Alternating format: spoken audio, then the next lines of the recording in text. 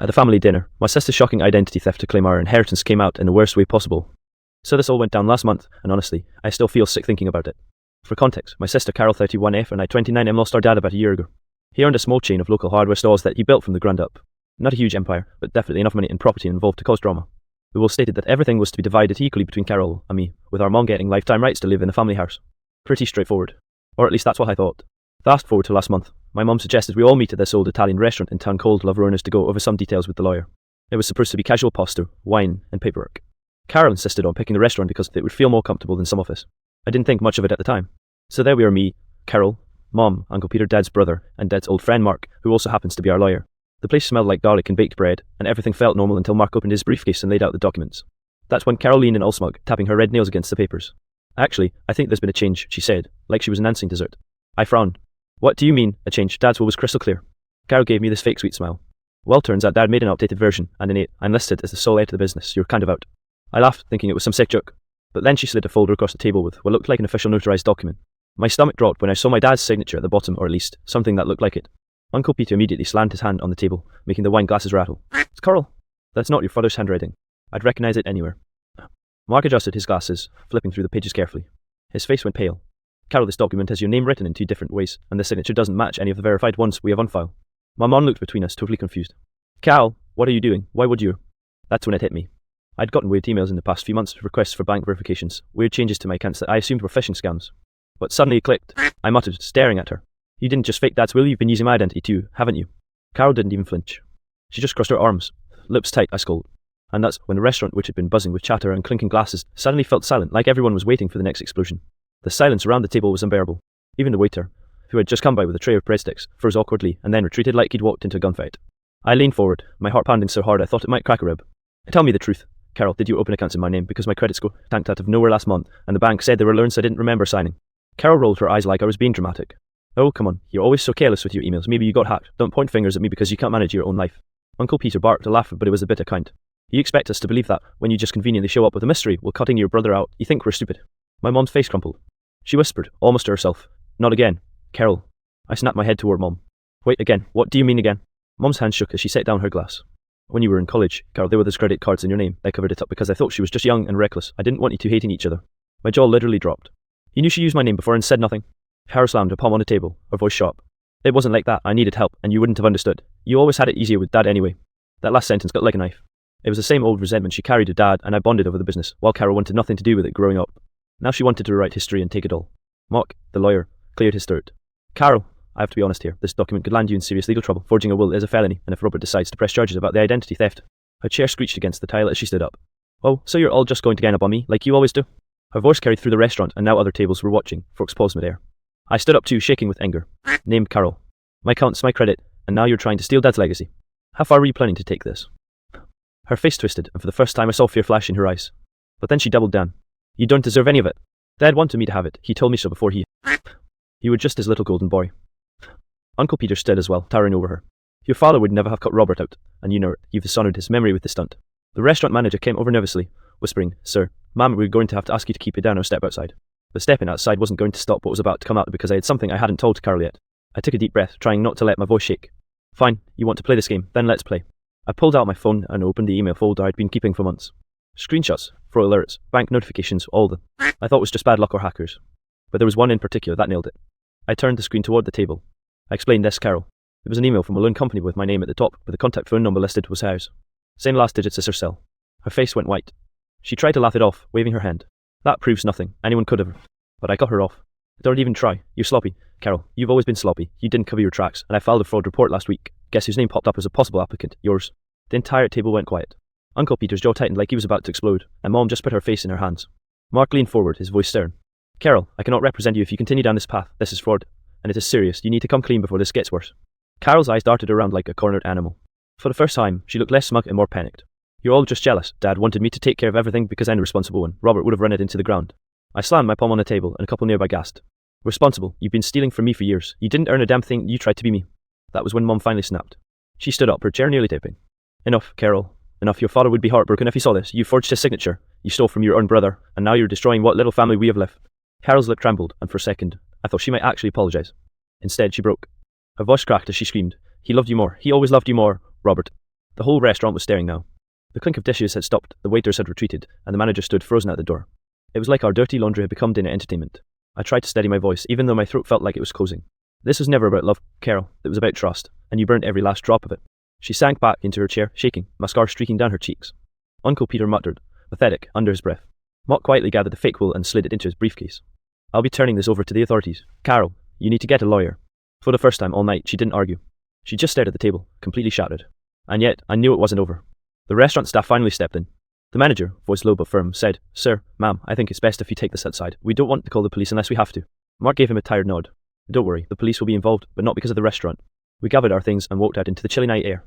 The parking lot lights buzzed overhead, and I could feel the eyes of diners following us through the windows like they'd just witnessed some live soap opera. Carol stood a few feet away, arms wrapped tightly around herself. She looked small, but I couldn't let myself feel sorry for her. Not after everything. Uncle Peter pulled me aside. Robert, you need to file a report tonight. Don't wait. If she's been using your identity, the longer you delay, the harder it'll be to clean up. I nodded, my stomach twisting. I know, I've already started the process, but tonight just confirmed everything. Carol overheard and snapped, her voice hoarse from crying. You'd really send your own sister to jail? I turned to her, anger bubbling back up. You already put me through hell, Carol. Do you have any idea what it feels like to get denied for an apartment because someone racked up debt in your name, to get calls from creditors about money you never borrowed, to sit here, at Dad's favourite restaurant, and find out you forged his signature just to erase me? She looked like she wanted to argue, but nothing came out. Mom stepped forward then, tears in her eyes. Carol, you need help. This isn't just a mistake anymore, this is a pattern, and I won't cover for you again. That last sentence hit hard. I think it was the first time Mom had drawn a real line with her. Carol's shoulders slumped like someone had just knocked the air out of her. Mark cleared his throat. I'll contact the authorities first thing tomorrow, Robert. You'll need to provide the documentation you've saved. Carol, you should find an attorney immediately. Hare scoffed, but there was no fight left in it. She just muttered, You're all against me, and walked toward her car. Uncle Peter called after her, You did this to yourself. The sound of her engine roaring to life echoed across the lot, then faded into the distance. The rest of us just stood there in silence. Mom leaned against the car like she might collapse. I wanted to comfort her, but I was too shaken myself. Finally, Uncle Peter clapped a hand on my shoulder. I know this is ugly, kid, but you did the right thing. If you hadn't spoken up, she would have gotten away with everything. As much as I hated the mess, he was right. And deep down, I knew this was only the beginning because once the police got involved, family drama was about to turn into full-blown legal warfare. The next morning, I woke up to the worst kind of anxiety, the kind that feels like your chest is made of cement. I met Mark at his office to go over all the evidence. Bank statements, emails, screenshots, everything I had meticulously saved for months. By mid-morning, the local police arrived at our house. I could hear Carol's car outside, tires crunching gravel. She wasn't backing down, this wasn't over yet. Detective Ramirez, a no-nonsense woman with sharp eyes, took the lead. Mr. Thompson, she said, we understand there's been alleged identity theft and a possible fraudulent will. We need statements from all parties involved. Mom, Uncle Peter, and I gave our accounts, each of us describing the emails, loans, and that shocking restaurant confrontation. Then it was Carol's turn. She walked in like she owned the room, forcing a smile. I swear, this is all a misunderstanding. I thought Dad wanted me to handle the business. Robert's overreacting, you'll see. Detective Ramirez raised an eyebrow. You forged your father's signature. Carol faltered. No, I mean, it's complicated. I thought it was okay. I didn't know it would get so out of hand. Out of hand? I snapped. You've been using my identity for months, Carol. Do you know what that feels like? Her face twitched, but she tried to regain composure. I just wanted security, okay? Robert always got Dad's attention. I wanted some control over my life. Uncle Peter slammed his palm on the table. Security? You call destroying your brother and stealing his name security? You've been toxic for years, Carol, and this is peak behaviour. Mom's hand shook. You're my daughter, and I love you, but you crossed the line that can't be ignored. The detective leaned back, taking notes. We'll need to investigate these accounts and verify signatures. If the evidence matches, charges will be filed. Carol suddenly looked desperate. Please can't we just work this out as a family? I'll pay everything back, I swear. Don't ruin me. I felt my stomach churn. Pay back. That wasn't the point. She betrayed trust for something money couldn't fix. It's not about money, Carol. You stole my life, and now you're trying to gaslight everyone to make yourself the victim. For the first time, her eyes filled with real fear. I could see her mind racing, trying to figure out how to escape the mess she'd created. Detective Ramirez finally spoke. We'll be reviewing everything, and then we'll determine the next legal steps. Meanwhile, no one is allowed to tamper with accounts or documents. Do you understand? Carol nodded stiffly, and for once, she didn't argue. Once the police left, Mom and I sat in the kitchen, the weight of everything pressing down. Uncle Peter had already gone to the store to grab coffee for all of us. Silence filled the house, broken only by the hum of the refrigerator. I realised that family could be your strongest support or your deepest betrayal. And in our case, it had been both in the span of 48 hours. But one thing was certain, nothing would ever be the same. Carol's desperate attempt at control had exposed a side of her none of us could ignore, and it was only the beginning of a long, messy battle. Weeks passed, and the investigation moved faster than I expected. Carol's fraud and identity theft charges were officially filed, and the court date was set. By then, our entire family was fractured, and Mom tried to stay neutral. Uncle Peter backed me up at every step, and Carol, well, she had retreated into a defensive, bitter shell. The courtroom was packed the day of the hearing. Reporters weren't allowed in, but you could feel the tension in the air like static electricity. Carol sat across from me, her face pale, lips pressed into a thin line. I avoided eye contact at first, not wanting to feed her ego by looking intimidated. The judge called the session to order, and Mark and my lawyer laid out the evidence, forged documents, bank records, emails, and screenshots proving she had been operating under my name. Every point landed like a hammer. Carol's lawyer tried to argue that she had been misled by her desire to manage the business, but it came off as pathetic. The prosecution presented emails where she admitted account changes and even mentioned my social security number. At one point, Carol's composure broke. She started yelling, pointing at me. You think you're perfect, don't you? Dad always loved you more. You got everything handed to you. The judge banged the gavel. Miss Thompson, control yourself. This court will not tolerate outbursts. You're facing serious charges. But she couldn't stop. I just wanted what was mine. He wanted me to have it. You're ruining my life. I finally spoke, keeping my voice calm but firm. You've already ruined our family, Carol. It's not just about money or the business. It's about trust. And you burned that to the ground. This isn't revenge. It's accountability. The judge nodded, clearly impressed by my restraint. We will review all evidence and issue a ruling.